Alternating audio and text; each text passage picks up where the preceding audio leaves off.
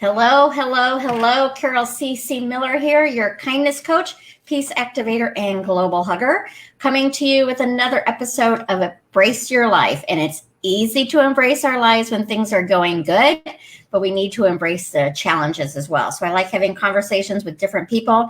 Sometimes it's just conversations with me about how to move through life in a little bit more of a graceful and easy way. And each month I have the pleasure of having Melissa Kim Corder join me because we always have great conversations. She's a good friend of mine. And when we're talking, I'm like, oh, we should bring that onto Facebook Live.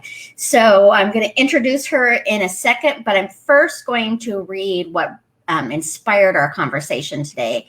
And it's really about showing up for your best self. And when I was even writing the description, I thought, sometimes we hide ourselves because of the fear of showing up for who we are. So I kind of want to talk about that as well. But Melissa had posted, by the way, she's an author. There's a million things. We could spend the entire time talking about all of the things that she's done and is doing. She has exciting news to share. But let me share really quickly the comment that she posted on her personal page a couple of days ago. Keep showing up, my friends. Yes, it's true. There are some who don't want you to succeed. They can't handle your success because it triggers their own insecurities. Yes, it's true. There will be trolls, judgment, criticism, and naysayers. They have not yet learned how to harness their power, so they will put off by speaking your truth. They will be put off by speaking your truth. Yes, it's true. Those who you want to be there will not be able to stand with you in your light. Their shadows will convince them that you are a threat. Yes, it's true. There will be obstacles and challenges, sometimes even heartbreak, as you focus on your message, your why, and what lights you up, because growth is needed for you to expand and people will drop off along the way. Regardless, if you know it's worth it, there is something greater than your calling you. Regardless, something in you knows it's worth it. There is something greater than your calling you to the purpose, mission, or desire. Keep going and let them go. Melissa, thank you for joining me and share with people where you're from and who you are besides you tell them all what you do, because there's so many things that you do and I appreciate each one of them. Oh, well, thank you. This is such a joy to be here with all of you and Carol, of course, you too, because we just have the most fabulous conversations. And there is a lot to what I do. I'd say to boil it down to the simplest form is I connect with people. I am able to tap into their nervous system to pick up on the patterns and the cycles, some of them conscious, some of them subconscious, and to basically make sense of all of that and create some solutions so they can tap into their potential and move forward.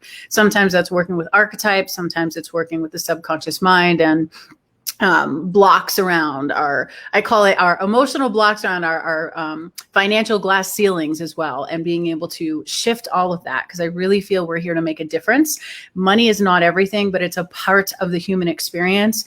And the more money that's in the right hands of good people, the more amazing things that can be done. So it's just part of my personal mission is to help a lot of women make a lot of money so they can do their stuff and make an impact in the world. And yeah, so that post, oh my gosh, I tend to write from a place of what I'm going through. I feel like most of my writing comes from a moment of either discomfort or struggle or sometimes, just to be honest, something I'm like, don't even want to look at or deal with. And in that moment, I was reflecting on my disappointment and how these amazing, wonderful things were coming to being in my world.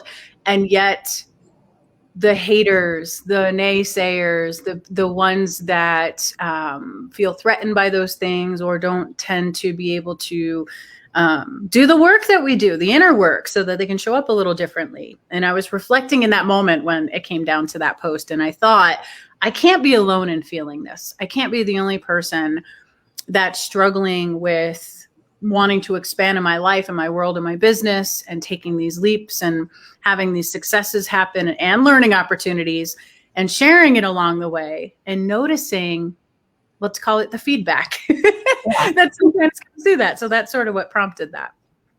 Well, and when I was just reading it out loud again, it made me think of the part about that your own struggles and going through it and moving forward, what you need to learn. When I started Positive Focus, like I started doing some events in late 2007, and then in 2008 I did more. 2009 is when I made it a nonprofit.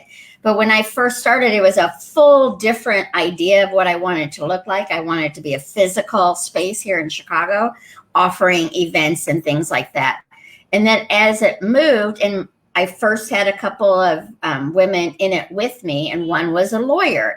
And then when that dissolved, I'm like, how can I keep going? She was a lawyer. Like, you need a lawyer to get something started.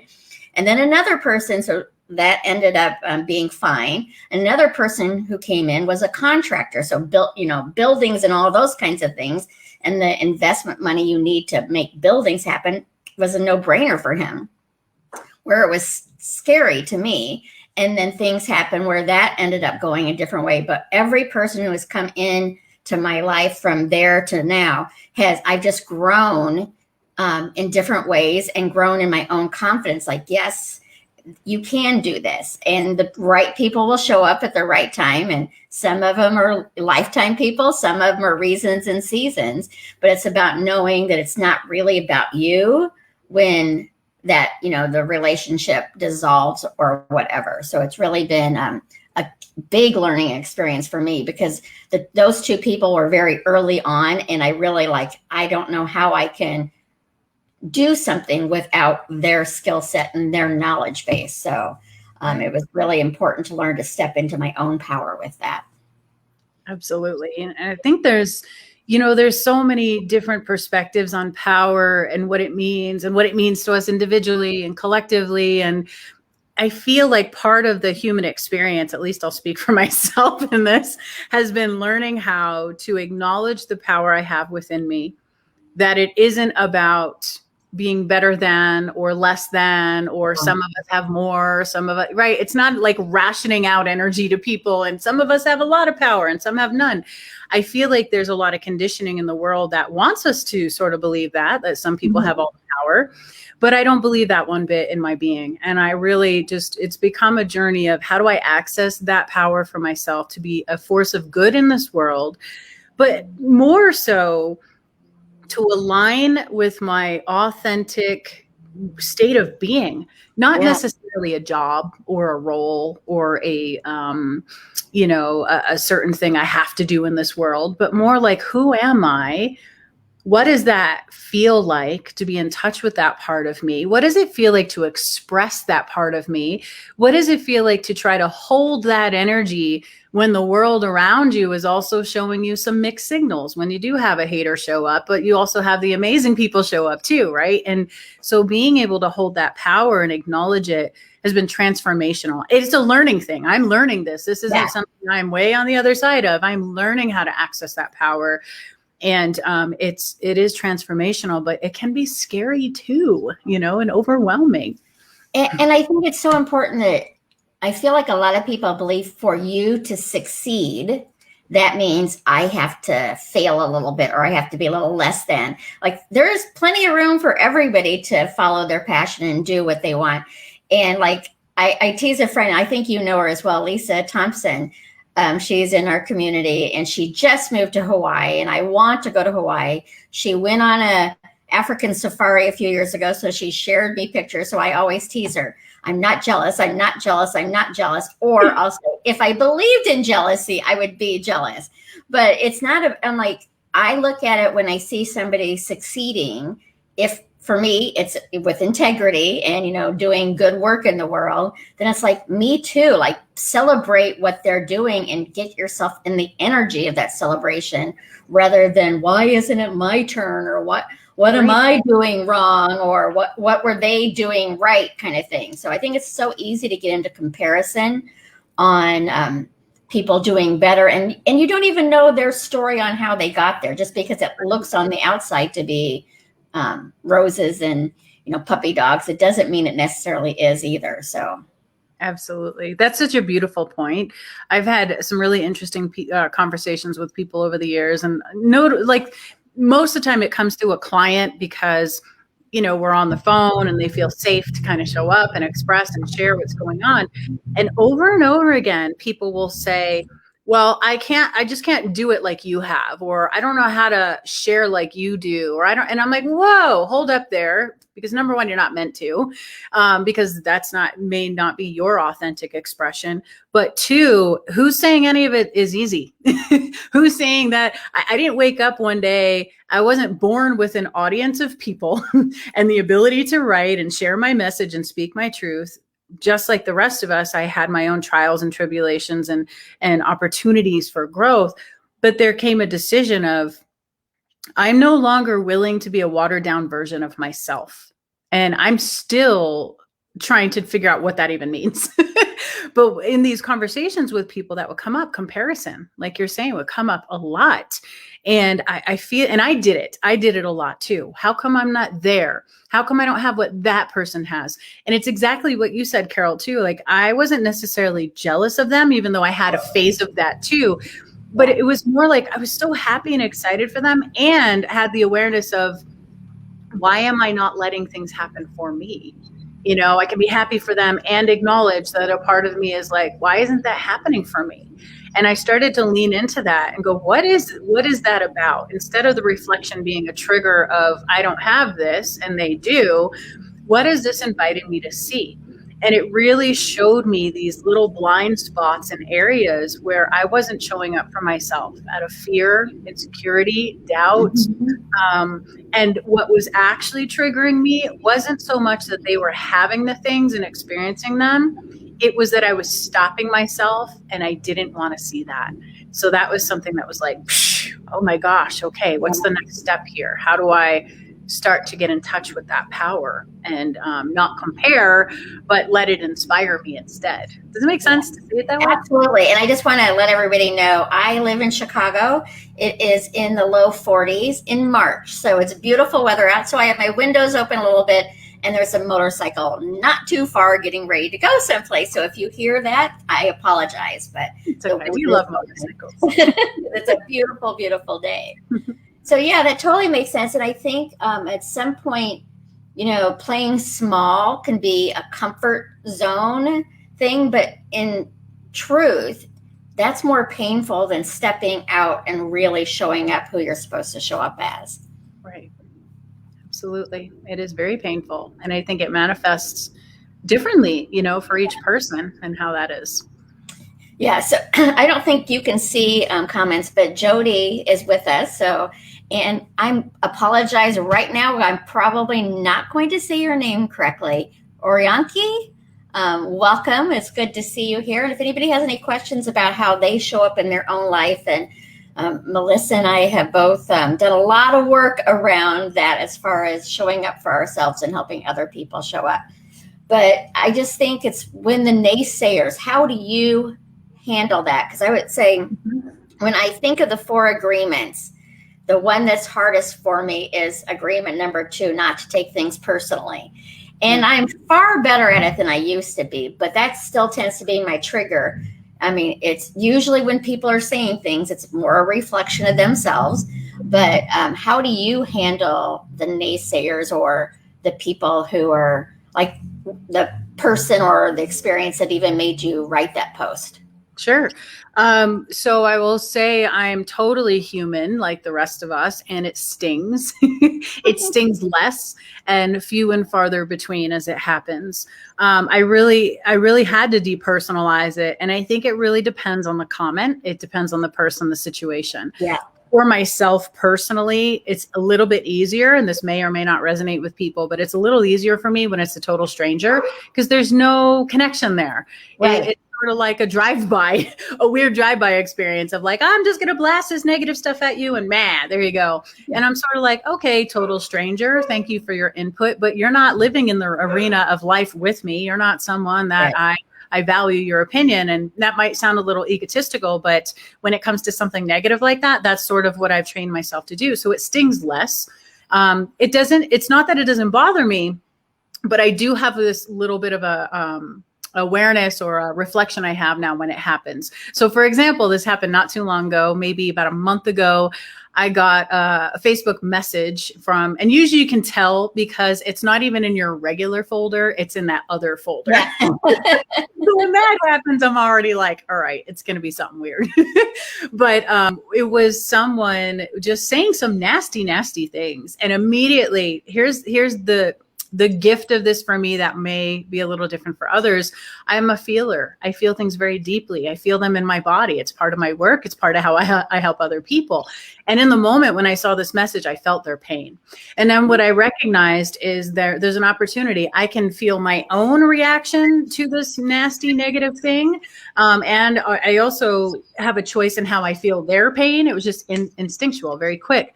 But when I felt their pain, every ounce of frustration and anger within me completely melted away. It was just gone. And I started to be like, oh, and recognize if I can do that with every situation, that doesn't mean I condone a behavior or abusive, people or what have you, but I can create a barrier. And so I simply didn't even respond to them. I just deleted the message and it felt clear. I normally would have stewed over that or had a nasty response or how can I get them back? I just don't even give it my attention anymore. Because of what that tells me is if there's one person being that nasty, how many people have I helped? That it's truly inspiring, because for that to come along, you've got to believe you're doing some good because that's what I believe. For every one of those nasty things, there's probably 200 people that you're helping and supporting and guiding and inspiring. But that's that. But I think that what's more important to talk about just real quick on this is when it's hurtful, because there's more of a connection there or something. And so part of my personal journey has been working with the energy of betrayal. And the energy of betrayal, I believe we have these core wounds and things that we work through. But the energy of betrayal for me looks like someone who I either seek their approval, I want their approval, I want to feel respected by, I want to be acknowledged, I want to be seen, I want to be connected to. And if they in turn, they may not be that nasty and blatant as some of the strangers are, but if they don't give me that approval or whatever it is, I can get very hurt very quickly.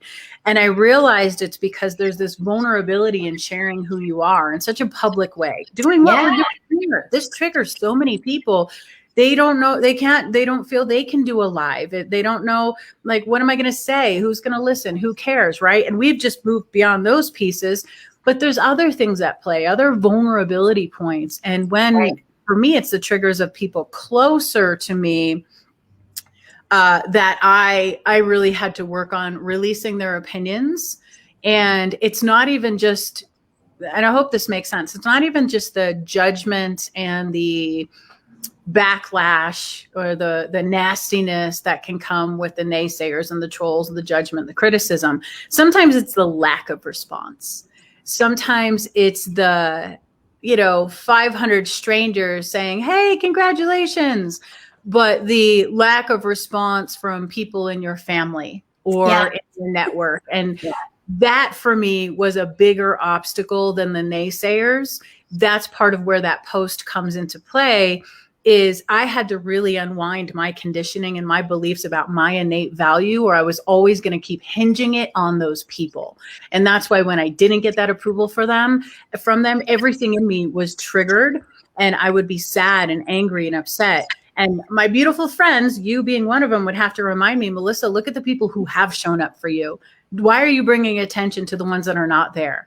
And it was just how I was hardwired. So I feel like that's important too, when we go into comparison and talking about these pieces of showing up, that some of us have expectation on who should be there. And what do we do when they're not? How do we handle that? Like you said, not taking personally. And I think some of it's also in them not showing up. It may not even be they're not showing up. They're not showing up in the way that you feel heard. Right. Like you want that comment or that like or whatever from those people closest to you, but they're still cheerleading you, just not in the way that you receive it. And I'm sure you've read the oh goodness, now I can't even think of the name of it, The 5 Love Languages. Yeah. And I love that book for all relationships, just not romantic relationships, because like out of the 5, I'm the lowest on gifts. So I have friends who are gift givers. So like it might be a card in the mail or a little trinket that they thought of me, that before I'd be like, I don't need this. But now that I know that that's their expressive way of saying you matter to me, I get excited to get those kinds of things. Gift giving isn't my strength. Mine is words of affirmation and things like that. So I'm a giver in that kind of way. But I think it's important to know, because the people, and I have that too, like, why aren't they letting me know that they liked that blog or whatever? And that's just not their way of doing it, but they're still there for you. So, and it's such an energetic difference, because sometimes somebody can say something to me that I know is meant to be nice and isn't coming across nice. And then I know other times, like, nope, they were trying to, push a button or whatever kind of thing. So I think it's being able to be knowing your energy too. And I'm just going to share this. I'm sorry I don't know your name. You're probably part of the Embrace Your Life community, because it does not show names for people in the group. But I'm going to post this here for you to see, Melissa. It took a long time, but I finally realized that I had to cut some people out of my life and make my circle smaller to find inner peace. Yeah. Yes, yes, and yes. My thing that I say is love everyone, and then I choose who I participate with. So I remember when I first started taking science of mind classes in the mid 2000s, my teacher said, you're going to lose relationships from this shift. And back then, my idea of losing relationships is like, I'm not going to argue with my friends. Are you crazy? Like, it needed to be an argument. We're done. And it wasn't that. It was just I was shifting my energy into new ways, and they were not shifting theirs. So it was just slowly a progression of not doing as many things together. There wasn't an argument. There wasn't a fight. It was just a shift in that relationship. They're still friends of mine, but we aren't as close as we were prior to me getting into positive focus. Yeah. It's just a difference, like you said, in vibration. And I think, like, as humans, we tend to want to label things good or bad, comfortable, uncomfortable, dark, light, whatever, contrast. Yeah. And yet there are these gray areas. Like you said, not everybody responds the same way, even though we have an expectation around that. And it's so important, because when those relationships shift, we forget they're meant to. I feel like sometimes it's really easy to put my focus in the grasping and holding on to something that's no longer a fit, because I want it. I want this person in my life. I got comfortable with the dynamic, or they were comfortable with the dynamic. But sometimes it's recognizing, like you said, that season, the reason, the lifetime that people can show up for us. And the more I detach from what I think is right for me, and I trust what is happening and unfolding for me, those relationships start to reveal themselves. And I start to go, oh, isn't it interesting? I used to be connected more deeply with that person, and I'm not anymore. And I wish them well, but I can see now where we're so different in our vibrations and our belief systems. It doesn't mean we don't have common ground and we can't have a connection, but we're just so different that if I were trying to make myself feel very committed, connected to that friendship or whatever that is in that way, I probably would have been compromising myself on some level, or they compromising themselves in order to fit into my world, because there was just such a difference at that point. Not good or bad, just different. So I like how you worded that. I think that's important. Well, and I think it is true though, like, especially because if you've known somebody for a long time, like, even if it's uncomfortable, it's a comfortable relationship, because you're not having to start from scratch building that trust or whatever.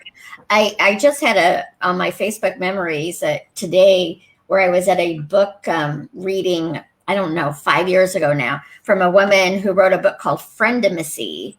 And it was interesting because she said that most friendships have 7-year cycles. And so when I started thinking about it, I'm like, oh, that makes sense. And like that there are going to be people who are lifetimers, but most friendships, like that kind of deeper connection, starts to slowly fade within a 7-year period. And she mentioned, I wish I could remember them, 3 things that is required in making a solid, deep connection with somebody. One is positivity. And her intent with that was like, if I called you every couple of days complaining about something, but never giving you, like, was purely, Melissa, fix me, fix me, fix me, fix me, That is not a reciprocal relationship. All friendships are going to have a moment of Melissa, fix me, Carol, fix me, but it needs to have more positivity in it than fixing in it. And then one was on frequency for your, again, this is your really close, deep connections. I see these posts all the times, like, don't you love the friends that you haven't talked to for 2 years and you pick up the phone and it's back to normal? Yes, I do. But I also like the friends that I have a deeper, more vulnerable connection with. And it brought up that I have a good friend that I've known since kindergarten. We don't have a lot in common anymore. I love her dearly. I could pick up the phone today and she would be there for me and vice versa. But she's not the one that I call when I have something that I need to work through, kind of thing. So the consistency and frequency was another part of it. I don't remember the third one, so I'm going to have to look that one up. Patricia, let me put it on because I don't want to say her last name, but she apparently knows you. Or she just loves how you're talking today and doesn't know you. First of all, I'm going to say before Melissa, we all communicate differently, so I would encourage you to own your voice. Melissa is a very well-spoken and writes beautifully as well. But I do that all the time. Like, comparison is a challenge for me. And it's not even a negative comparison. Elizabeth Gilbert is one of my favorite mentors. And I'll just read a paragraph of hers. And I'm like, oh my God, how can I call myself a writer when I'm reading this poetry that she has just put out in a Facebook post? And then another one is Iyanla Vanzant, who I love dearly. And I had the pleasure of introducing her on stage once. And she mentioned right away that her 90-minute talk came the night before as she watched a movie, Zootopia, on TV in her hotel room. And then she proceeded to talk for 90 minutes as if it was a prepared speech and she was ready for everything. And I'm like, how can I ever do that? Well, I'm never going to be Iyanla Vanzant. I'm never going to be her. She's amazing in her own right, so I need to own my own voice. So, Patricia, own your voice. I promise you it's a powerful one. And can I say something to that too? This is such a blessing, Patricia. So I'm just going to read it out loud. Melissa, I love what you're saying. I wish I could communicate like you. What most people don't know is that I had a huge fear of not just, I would say, public speaking. That was a big part of it. And I'm not talking about like it made me uncomfortable. I'm saying I would quit things, walk away from things, sabotage opportunities because I couldn't speak in front of people. And I don't mean like big groups, even though that was a huge, like that was unheard of. I wouldn't even come close to doing that. I couldn't talk to more than 2 people, 1 or 2 people in any kind of a way where I felt comfortable or safe. The minute there was more than 2 people, my entire nervous system would feel like it was on fire. My throat would close up. I'd have a pit in my stomach. Sometimes I would become physically ill. That's how bad it was. So I just want to say this because there are so many people that ask me about speaking and I kind of laugh, or communication. And I kind of laugh because I'm like, what? Like I was a hot mess. And you can just see, we were talking 20 years ago. Okay. This isn't like years and years and years ago. Like we're talking in the last 3 years. I really dedicated my time and energy not to public speaking and not learning how to be a good speaker. None of those things. I didn't take any trainings around it. But what I've done is become more comfortable with myself. You brought up Elizabeth Gilbert. There are two people very specifically that changed my life when it came to public speaking. And they're very individually, like they're interesting individuals for different reasons. Elizabeth Gilbert was one of them because I watched her be herself on a stage. We were together side by side, Carol, at this event.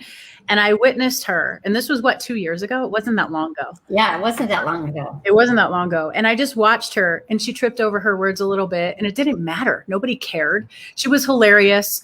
She sat in a chair. She was relaxed. She just said what was on her heart and her mind. And I was like, wait a minute. That's public speaking. Like what she's doing right now, she's changing lives, opening hearts. That's public speaking. And I started to think about it differently. A little bit before that, it actually came up where I was watching an interview with Anthony Bourdain, the chef that, got a couple of years ago. And he mentioned something in it because my husband and I used to watch his show and we were a huge fan of his. And there was an interview that he did, and he said, somebody asked him a question about events and all this stuff. And he's like, oh, whatever. I'm just not afraid to make a fool of myself. And when he said that, my entire system lit up. And I went, ooh, right there, Melissa, pay attention to what those words were. He was not afraid to make a fool of himself, because I was so, what's the word? I was so concerned about what people thought of me. I was so concerned about having a perception. I was so concerned about controlling other people's reactions to who I was, what I did, how I showed up.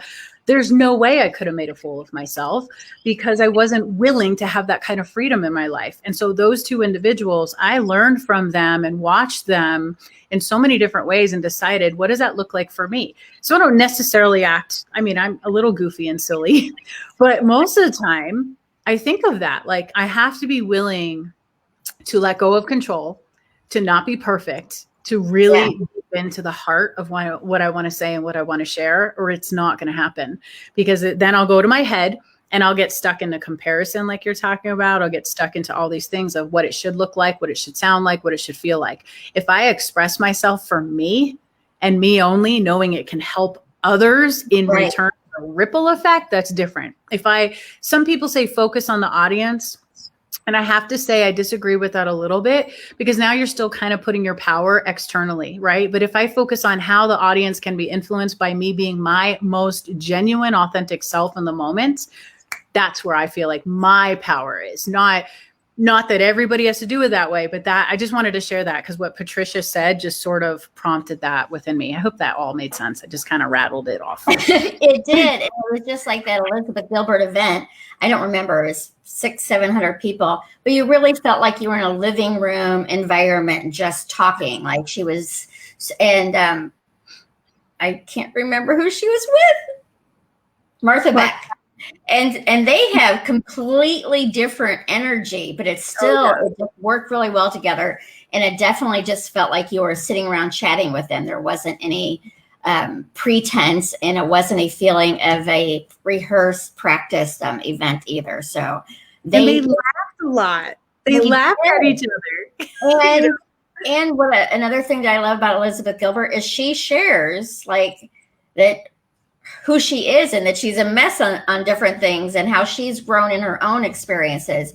I know personally, I have like the coaching clients and people that I work with, I always tell them, it's a process. And then I find myself beating myself up over if I've slipped and done something like, why did you say that? Or why didn't you say that? So it's just about getting used to it. I just I'm going to show up as who I am today, and hopefully it will be good enough for whoever needs to hear the message. And usually it works out just fine. I have somebody. Oh, yeah. Sorry. Go ahead. Oh, no, I was going to ask a question, Carol. Do you feel like every time you do that, every time you show up and you do those things, whether it's alive or however you're communicating, do you feel like it changes something in you? Does it ever make it a little easier for you, or do you feel more comfortable with it?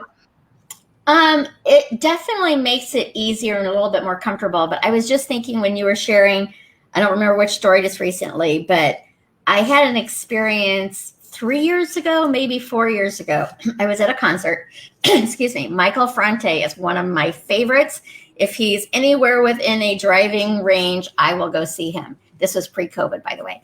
And so a friend of mine had never seen him. We go, and this friend, like, I'm an extrovert, and my friend is an extrovert on steroids. Like, you cannot be with him and not have everybody within a 20-person radius know you're there. It's just impossible. So I made the mistake of telling him how much I loved Michael Franti. So Michael Franti has people go on stage and dance with him. And so Michael's like, you're going up there today. I'm like, oh, no, I'm not. I'm absolutely not going up there. So when it was the time that he had people go up there, Michael is pulling me onto the stage. I get up there. I am so nervous of being up there. I'm not paying attention to what I'm doing. I immediately fall on the guitarist's equipment at his feet, go down super hard. It truly hurt. I mean, it hurt really bad, but I was most people might be embarrassed. I was humiliated. Nobody cared. Everybody, like the guitarist was, "Are you okay?" Michael Fronte even came over after I got a hug from him. He's like, "Are you?" I'm like, "Yes, I'm fine." But I did not realize my reaction was like most people would be like, "Oh my God, can you believe I just did that?" And I was humiliated. I mean, so I had to think about why it was, excuse me. And a friend of mine who's an actress, she's like, everybody falls on stage at some point, like, why is it such a big deal for you? So I've had to look back on that kind of thing. And why is it that who doesn't fall sometimes? So I had to look and see why that was such a bother for me. And I'm still not quite sure, other than the fact that I am small. And so I used to get teased as a kid. So I want to be perfect all the time with that kind of thing. I want to quickly, I don't want to wash over that. So if you have something to say, but I did want to, another Facebook user, I'm so sorry, I don't know your name, but why is it that we fall to the approval rating of another person just to feel a connection to someone? What do you think about that one? Let me sit with that for a second. Why is that we fall to the approval rating of another person just to feel a connection to someone? I feel like you asked the question and then answered it, to feel a connection to someone. Yeah. What I would, if this were me, and I have felt this, trust me, this isn't like I'm not immune to these experiences of seeking approval or wanting to be approved by others. I feel like what it does is it really reveals to us some of our deeper core beliefs about self and others, and where we fit in and where we belong, what we want to be a part of. And we are hardwired for connection. We really are. We're hardwired for connection. And if we are not having connection in certain ways, it manifests in others. And if we're not necessarily examining some of the opportunities we have to look within ourselves to say, okay, where am I feeling disconnected from self? Where am I not feeling approved of? Where am I not feeling liked? Not so we can go get that externally from other people, but so we can lean into that. A lot of my work is not just in like psychology and energy medicine, but shamanism too. And shamanism is not a lot of times often what people think. It's not this scary, dark thing. It's actually very profound work and learning how to connect to different parts of ourselves. And so a lot of times we have a sense of self. We might call this the inner child or a younger version of us that has fragmented. And all that really means is, let's say you had an impactful moment when you were 6 or 8, usually before the age of 12, when our personality is being formed. And these impactful moments leave this scar, essentially, this energetic, emotional scar on us. And it can heal very quickly and easily, but usually within that experience, there's some kind of an impact it had where we wanted approval and we didn't get it. I tend to follow 4 different things when I trace energy and emotion for people. Carol nailed it. She said humiliation. That's usually 1. I talked about betrayal. That's 2. Abandonment is 3. And then rejection is 4, and then there's actually 5. And the last one is violation on some level. And so usually those energies are sort of intertwined with this. And so if we have felt rejected when we were young or abandoned, and those kind of things create a ripple effect in our lives, and we have these opportunities to see it. So when we have this opportunity that pops up and we feel like and you might be conscious of this or you might not, you might just have an emotional trigger that surfaces or behavior where you're like, why am I acting this way? Usually there's a core to that has something to do with wanting to be loved, wanting to be appreciated, to know that we matter, that we're seen, that we're heard, which ties in directly then to rejection or humiliation or all those other things. And so that's where I would go.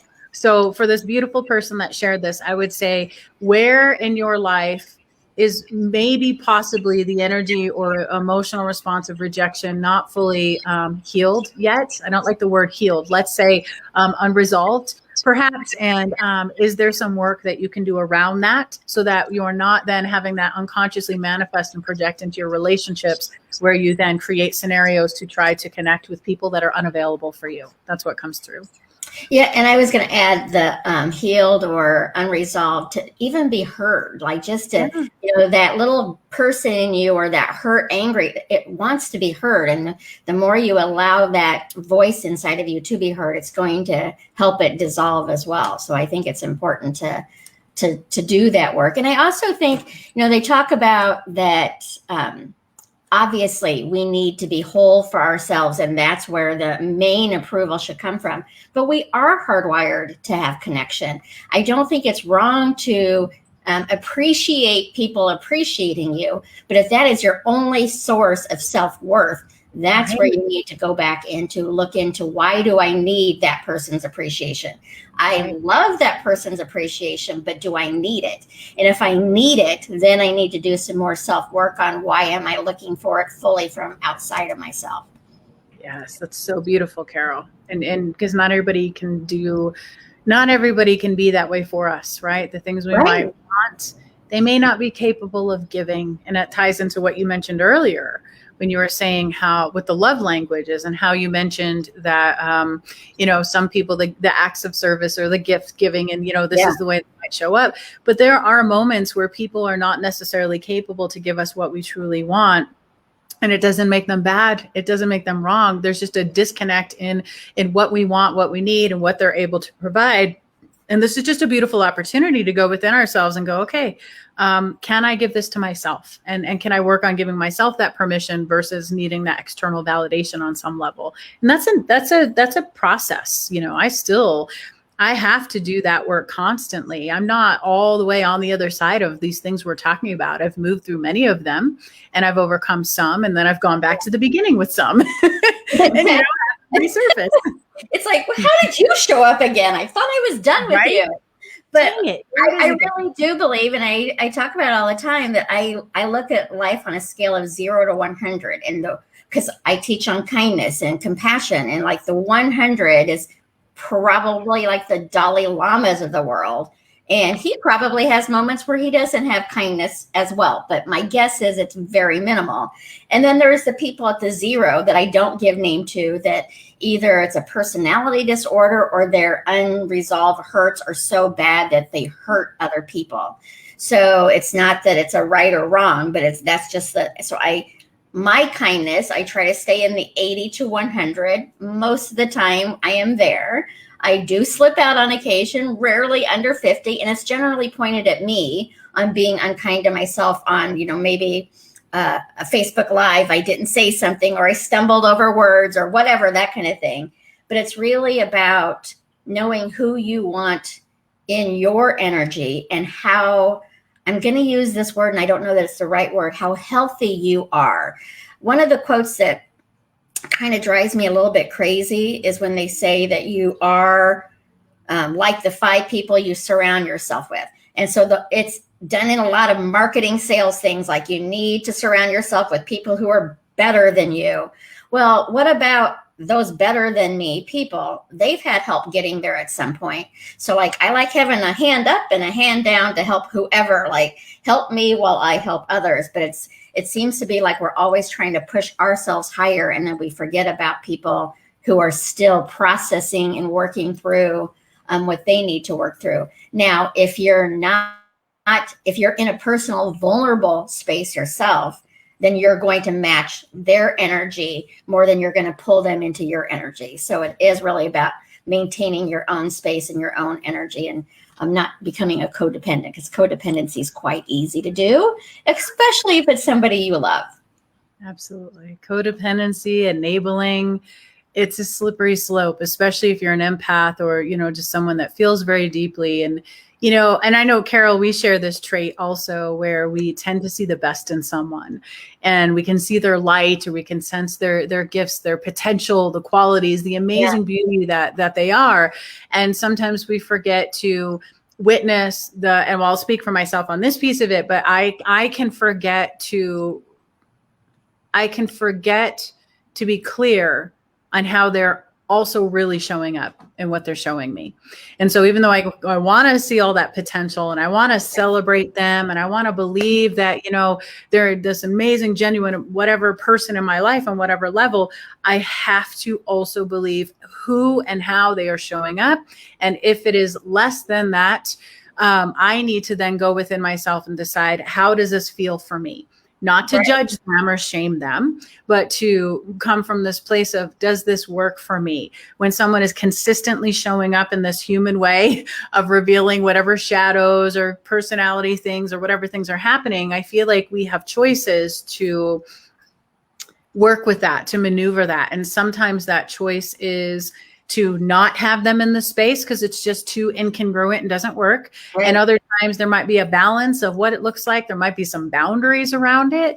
But I think that's really important too. And you do such a beautiful job of that when you explain your scale and where you are within it and the people you gravitate towards, because I feel like that naturally sort of brings people in where doesn't mean they're not at fault. We're certainly not perfect human beings, but within that experience, we're willing. I think that's the thing with self-awareness. We're willing to look, willing to see, and to do better, to keep trying. Absolutely. And I absolutely believe that as far as I tend to see like the higher vision of people, which is awesome to do, but you can't ignore who they are showing up as today. And what I had to work with is the people who want to show up in their higher vision. That's the people that I work with coaching. The people who are still, for whatever reason, there could be a million reasons where they're not quite ready to move forward. Then like I've had people tell me like they're still needing to learn that lesson. You can't take that lesson away. I'm like, I want to take that lesson away from them. It's going to hurt really bad if they do this lesson. But it's not for me to take from them. That's their experience. And if they're not willing to look at it differently than where they're at right now, it really is about loving them and then choosing how much time you spend with them, whether it's completely having no physical contact, whether it's lessening your time with them. But if you're spending time battling somebody all the time and getting nowhere, it's not good for either one of you. So.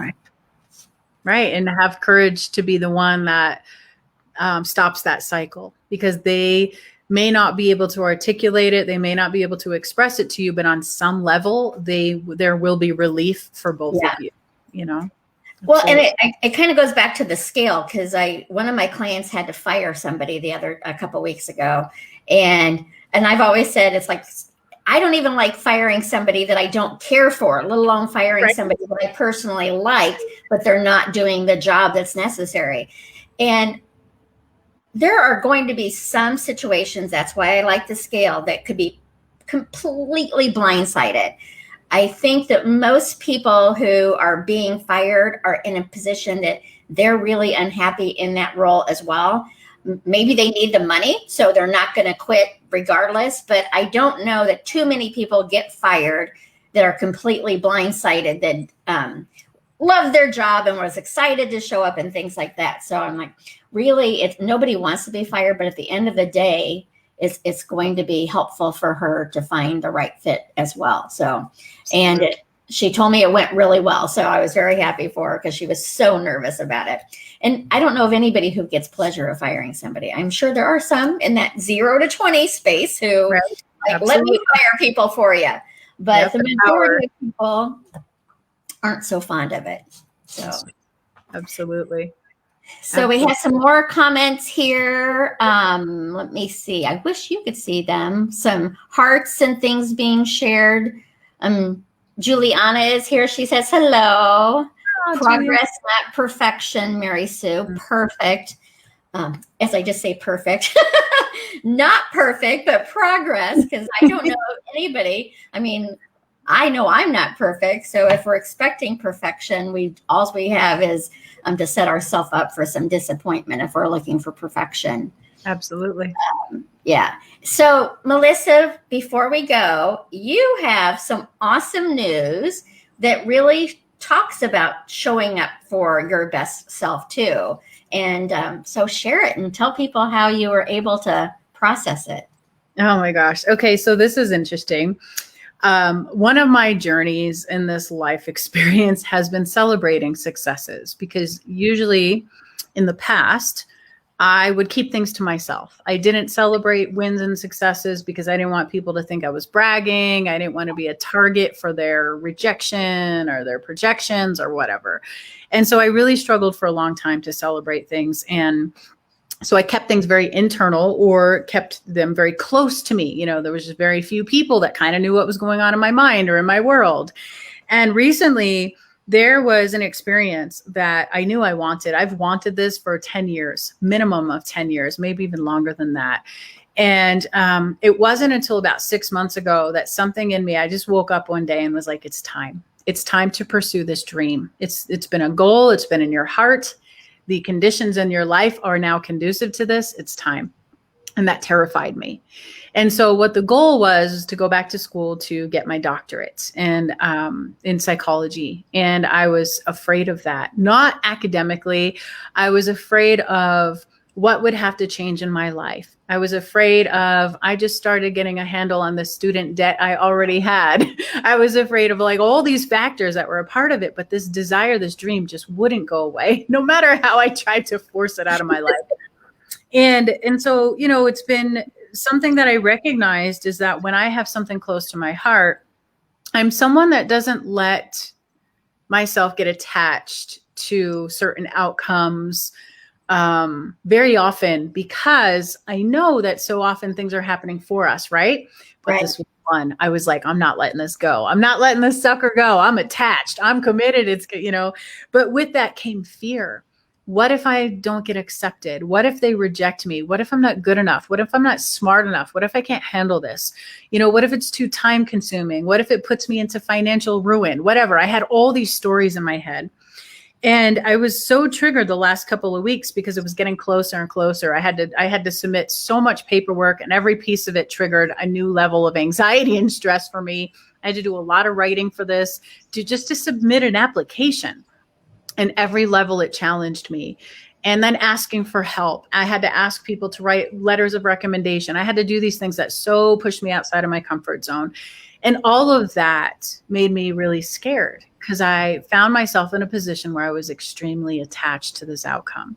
So I was messaging with Carol because just a few days ago, I finally got all my application done. The cutoff was February 28th. And I think I had it in by February 25th. I waited till the last minute with every little thing because I was scared. And they were supposed to reach out to me to do an interview for the school to see if I would be accepted in it. So I get an email 2 days ago or day ago, and they're like, here's your interview date. I'm like, oh, I didn't even have any sort of like opportunity to give them a date or time. And my schedule's jam packed, like craziness right now. And so it just was right before this live. And I got on the phone and I was terrified. I was nervous. I was scared. I felt like a 5-year-old little girl. And I realized it was all those parts of me that wanted to be accepted, seen, appreciated. Mm-hmm. So I tried not to cry on the phone while I was on the interview. I really connected to my higher self and I went through the whole thing. And before they let me go, they accepted me into the program. And I cried and it was okay. But the point is that I wanted this so badly. And at the same time, it frightened me more than anything has in a very, very long time. And immediately my old self would have went to, I have nobody to share this news with. But I didn't think that at all. And in fact, as soon as everything happened and came through, Carol called me and just to celebrate. And I have messages and emails from amazing, incredible people in my life celebrating. And it was such a healing experience, not just because I'm about to embark in this amazing thing that I wanted to do, but because I let myself be celebrated. I let people close to me know what was going on and how important this was. And instead of dismissing that and just putting my head down and moving forward, I acknowledged that it scared me and excited me at the same time. And that created, I can't even tell you, like I was in tears.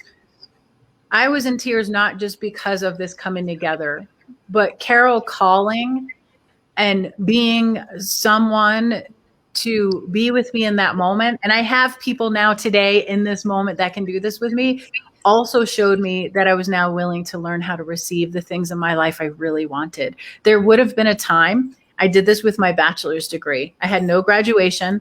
I didn't go to the ceremony. I didn't tell my family. I didn't let anybody know I graduated. And I grueled through that program. It was grueling. It was exhausting. And it was years of my life I dedicated to. And when I was done, it was sort of like on to the next thing. I'm not doing that with this. This is different. This is going to be celebrated. This is going to be, I'm going to invest myself in this in such different ways because I deserve it. And so I just wanted to share that because I know you too, in your way, deserve whatever it is that you want. And if you just, it's a matter of learning how to really let yourself receive these things and let them come in, and find the people that you can celebrate with, that you can hold your power with, that you can have difficult conversations with, that you can, like, just, we're meant to shine. And sometimes that doesn't mean it's all rosy rainbow, feel good unicorns. Sometimes that means we love them. Right? We love that. Sometimes it's the ugly cry and me going, Carol, oh my God, I have to get ready for our Facebook Live. My face is puffy because I've been crying and my mascara is gone and I couldn't feel any better. And so I just thank you for giving me the opportunity to celebrate that and share that here. I think it's so important because I think we're pretty much hardwired to like, oh, good job, Carol, you did this. But if you do something wrong, you stress about it, you focus on it, and you give it so much more of your attention than it actually deserves. And people really want you to succeed. Yes, you're going to have those people on the scale of 0 to 20 that their mission is to see how many miserable people they can pull into their misery. But the majority of people want you to succeed. And it truly is vulnerable to allow people in to celebrate you because there's such a thing around it being bragging. And you can tell energetically when it's somebody who's coming from an egoic bragging way from somebody who's coming from their heart. So yay on you for doing that. And I wanted to add, I think I've shared it before, but when you're sharing your dreams with people, this was an example I was told years ago. I would love to credit it to who, but I don't know who. They said when you've got a dream that's scary that you aren't sure about sharing, because if it's something that you haven't really anchored in yourself, sharing it, you might listen to the naysayers. So share those dreams with your dolphin friends. And your dolphin friends, both your dolphin and shark friends, both love you.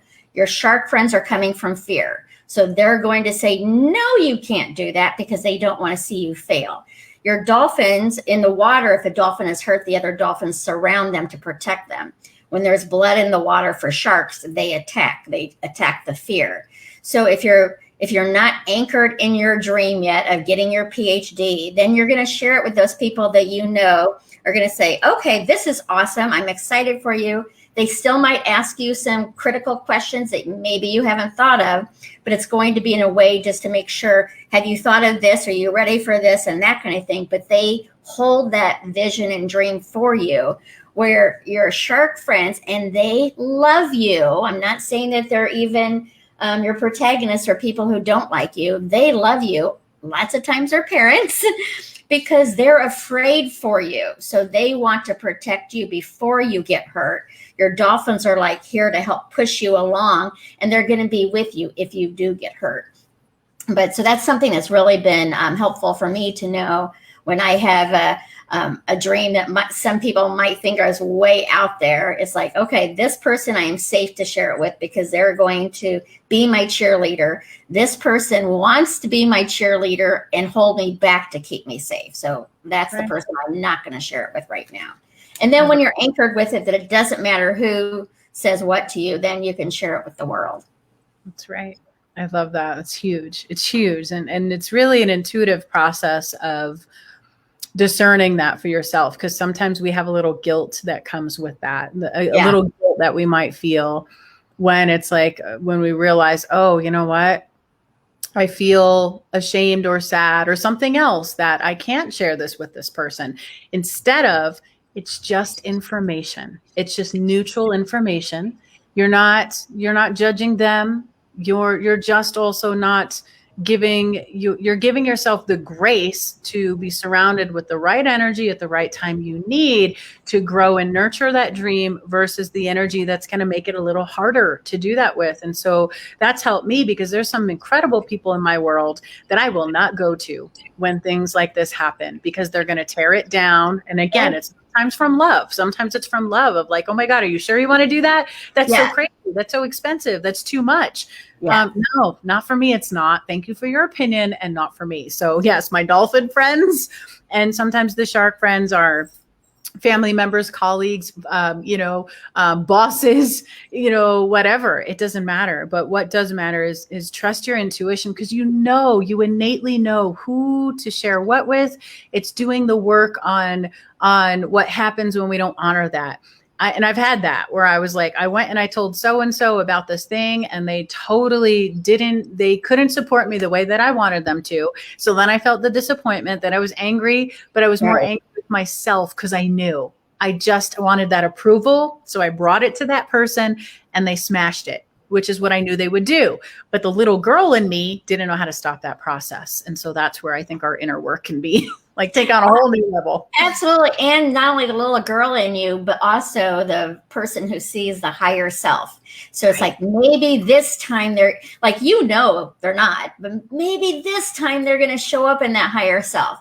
And then you're like, nope, I was right the first time. They're not ready to be there. And it's okay. It's not about making them wrong or bad for not being able to be that person that you want them to be. But when we hold, like, I know for me personally, I've held an expectation of a past relationship, and it was so disappointing. And it took me a long time after the relationship to realize I was holding him to an expectation that he could not meet, because I was seeing his higher self and he was not there.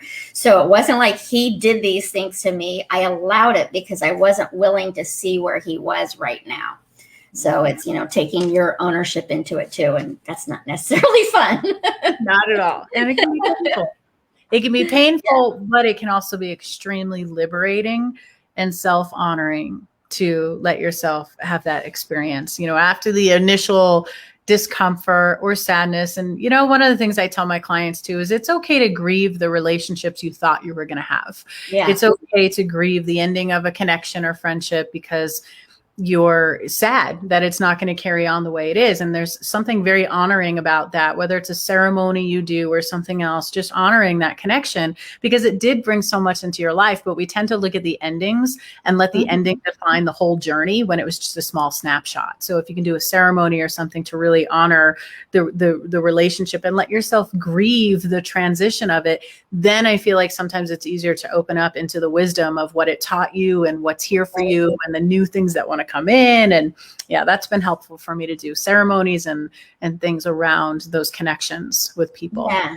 And for me, it's grieving what I wanted it to be, that it really wasn't that, or if it was that, it wouldn't end, Right. So it's like, okay, I saw it this way. I expected it to be this way, but I wasn't really looking at how it really was.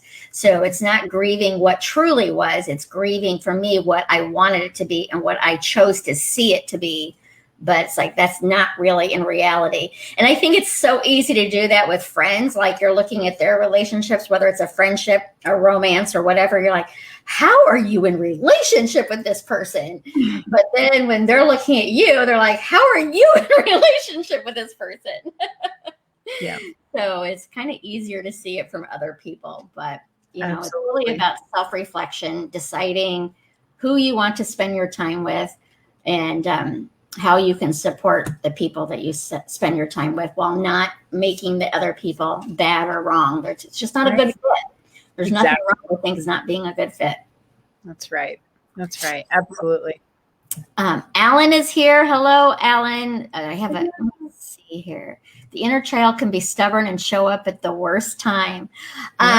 I would say personally, yes, but the inner child also knows when to show up. You may think it's the worst time because you don't want to deal with it right now, but the inner child is saying, hey, if we don't deal with it now, I'm going to be louder next time. So let me be heard now so I can quiet myself down and go back to playing. And often those moments where it is the most uncomfortable is because there's the most energy held, and that's the conducive environment we need for that inner child to show up. Yeah. Kind of like let's say you're in conversation with someone and all of a sudden it shifts into a little bit more of, let's say, an intense conversation, almost an argument. And all of a sudden you feel yourself shrinking or having a behavior or tears or something else. And you feel like you can't control it, that's actually a beautiful indicator that there's something there for you to resolve versus okay, let's hush this part of us now and tuck it back into the background. It's showing up because we're in a vulnerable state, and that's triggering those deeper suppressed emotions or unprocessed energy, however you want to look at that. And so actually, I like finding those experiences. So if I'm in the middle of something and all, like this morning on that phone call, and I felt that little girl in me like, please accept me. It was like, oh, okay. I'm really a good girl, I promise. Right? I'll follow through. It was information. It was guidance to show me, wow, all right, Melissa, there's still just this part of you that really is seeking approval in that way. And instead of beating myself up for that, I wrote a note about it. And I was like, okay, here's another thing. And then I have a process I use, which is a whole other conversation, but it gives me something to work with instead of, let's see how many experiences I can have where this keeps happening and showing up and repeating on autopilot for the next 20 years of my life. I'd rather, get into it and figure out what it's trying to reveal to me, Yeah, I think it's just so fascinating if you're willing to look within. Like, we're always growing in, like, those moments like, I haven't had that reaction in years. Why is that all of a sudden showing up? Sometimes that's exactly when I need to. Like, and I've had this experience many times. Again, I'm not a tall person, so I don't nearly as much get teased about it now as I did as a child. But somebody will say something that I laugh off. It's not a big deal. And then another person might say the exact same thing. And it's just like, whoa, it brings me back into childhood. So It's like, why did that impact me? Neither were meaning to be mean. Right. But one felt like a jab and the other one was, ha, ha, ha. I don't really find that funny, but okay. So it's like, where is that coming from? Why did that hit me more than the other one? When really they're pretty similar sayings, they're just different people. So it's always been interesting to me to figure it out. I don't always figure it out, but I do notice the difference on how some people can say different things, that it's an immediate trigger of going into that scared little kid or whatever. So what would you like to share with people before we close up? Because you and I can talk all day. I know, and I love it. I love it. On some ideas on how for them personally, like, we're both pretty public people, but you don't have to be a public person. You can still be a very private person and show up for yourself. So what kind of tips or thoughts would you like to leave with people on ideas for them to show up in their own lives? Okay, so this just dropped into my head. One of the ways I work with people is my intuition just picks up on things, and I trace cycles and patterns and energy. And one of the things that just came to me is exactly to build this off of what you just shared, and to think about the discomfort and that you feel in certain moments where you start to revert back into, let's say, a 6-year-old or a 7-year-old. Just start examining the environment. Meaning, is it somewhere you physically are when this occurs? Is it with a certain person when this occurs? Is it a certain subject matter that happens, right? Because it can be anything, but just start to pay attention to those things. And I'm going to use a strong word, but I feel guided to. And ask yourself how you're abandoning yourself in those moments. Meaning, how am I trying to shut this down, get over it, not feel it anymore, disconnect from the emotion or the situation because I feel shame or guilt, or it feels too much, or I don't want to deal with it, I don't want to look at it, whatever it might be. How can we stop abandoning ourselves in moments? How can we start to look at a situation and say, okay, and it might not be while it's happening, all right? It might be a little bit after. It's easier to reflect sometimes. Yeah. How can you start to reflect on things and say, I wonder why, from a place of curiosity, not self, blame or judgment, from a place of curiosity, I wonder why I show up that way in that scenario. And is that how I want to show up? And if not, how can I start to look at that as information for me to make different decisions? And then the flip side is to do what you're saying, Carol, also, which is how can I show up in other ways, whether it's like, again, you don't have to be a public figure. It might just be writing in a journal. It might be I have this thing I make my clients do, or I invite them to do, where they celebrate their successes and their wins. And so they don't do that in a public way necessarily unless they feel guided to. I have one client that every time she has overcome so many obstacles. And one of the things she does for herself, she buys a bar of dark chocolate and she breaks off a tiny little piece of that dark chocolate. And every time she accomplishes this goal within her sales cycle in her business, instead of doing a huge, big, like, yay, celebration outwardly with everyone, she grabs a little piece of that dark chocolate and she sits and she talks to herself and she's like, we did this. We did this. I'm so proud of you.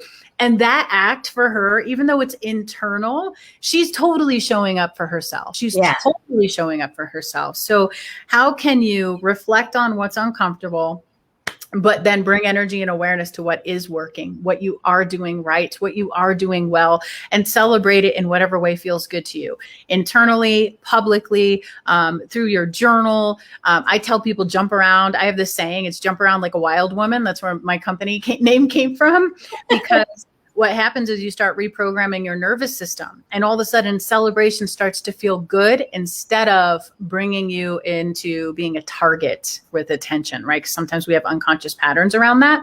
But anyway, celebrate like a wild woman and just be aware of your blind spots and things that are happening, that when you revert back into a pattern or a cycle that doesn't feel good for you, just be willing to challenge it and celebrate all the times and all the ways that you show up for yourself. And then you'll show up more. And then your intuition will guide you to more ways to do that also. I think that's awesome. And I go back to that scale of 0 to 100. It depends on where you are in that scale. I mean, like you may be confidence at 70 and something else is at 30 or whatever. So wherever you are, and affirm yourself. It is a daily practice. It's like when things are going well in our lives, we kind of get into autopilot and we're not paying attention and we're not aware of those changes. So when you're aware that you're feeling not seen and not heard, how can you see yourself and how can you hear yourself? Because that little person inside of you from childhood who wants to be seen, who wants to be heard and wants to know they matter, they're speaking to you right now, and they may be speaking to you from a voice of somebody external. So go inside and ask yourself how. And if you're in that 20, like I don't really believe anybody in Positive Focus or the work I do, I suspect nobody's under 30. I don't think I would resonate at all. My guess is at 30 and above, it's people who are striving to feel better. I don't know that below 30 people are aware that they can feel better. By the way, that's not scientific. That's just my guess. But I think that if you're at that 30 and maybe you can't, like, I don't have anything to celebrate, then you go into I'm in the process of celebrating. I'm in the process of feeling better. I'm in the process of being happier. I'm in the process of loving myself. I'm in the process of liking myself.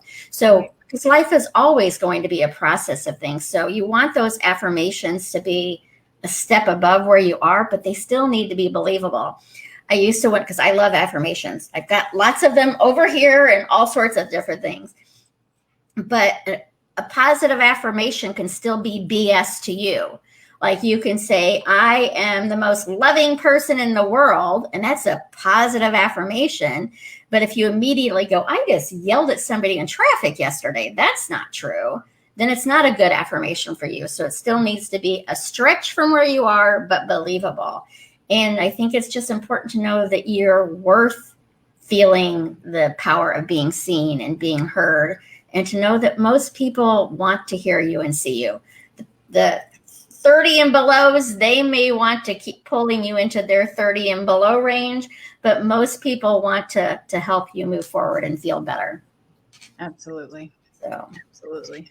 Well, thank you, Melissa. And your Facebook is Melissa Kim Corder, correct? Yep, Melissa Kim Corder. And is it okay if I share a little free workshop thing? Of course, I totally forgot about that. Yeah, yes, please. I have somebody mentioned about your voice and communication, and so I actually have a free workshop that I'm doing, which is coming up. I don't even have the date. Let me get the date. March 15th? I think it is March 15th. It's a Monday evening. So it's 6 p.m. Mountain time. Actually, we're in Arizona. I'm in Arizona, so our time is so wonky. So let's see. March 15th is the day after daylight savings, which means we will then be on Pacific time. So it'll be 6 p.m. Pacific time to 8 p.m. It's a free workshop, and it's called Unlock Your Voice. And I'll send the info to Carol because it's got a very unique little URL to it. So it's not a simple thing to find. But anyway, you can friend me on Facebook and you can get that. I can send it to Carol. We can put a link in here. But basically, it's a 2-hour workshop, and I'm going to guide you through a process to help you unlock your voice, to help you with communication and expression and becoming a little more vulnerable in that. So I'm really excited about it. That's awesome. I will definitely share the link and I'll put it in there. The system I use, I can't post links directly in here, but I'll go back into the pages and I will post there because I think it's so powerful. And being able to communicate doesn't mean you have to be somebody who is a public speaker or like being able to communicate better with yourself, being able to communicate better with the people you love, with your colleagues, with your boss, just to be able to stand in your own power and feel good about it. Not everybody is your audience, and knowing that that's okay too, but that takes a little bit of work. But you deserve to be your highest self as much as you possibly can. Yes. And thank you for having me. I love this. So much fun. Thanks for joining me. And we'll be back next month. Who knows what the topic will be, but it will be heart-centered. So thanks, everyone. And remember, you matter. You matter to me. You matter to the world. And most importantly, you matter to you. So go and have a great day. And we'll talk again soon. So long for now.